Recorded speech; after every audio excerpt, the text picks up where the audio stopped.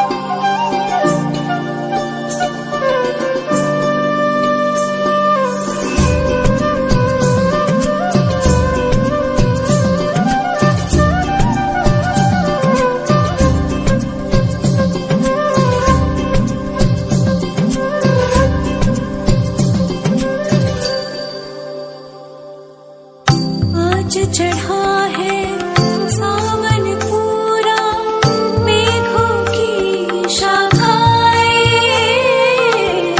आज चढ़ा है सावन पूरा, मेघों की शाखाएं। सारे हैं पर क्यों रूठी हो, कान्हा याद ही आए।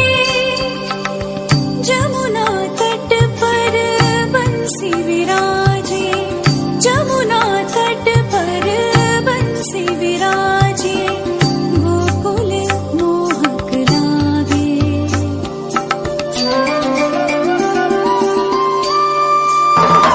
कान्हा रे कान्हा रे, तोरे बिन धन भागे। कान्हा रे कान्हा रे, तोरे बिन धन भागे।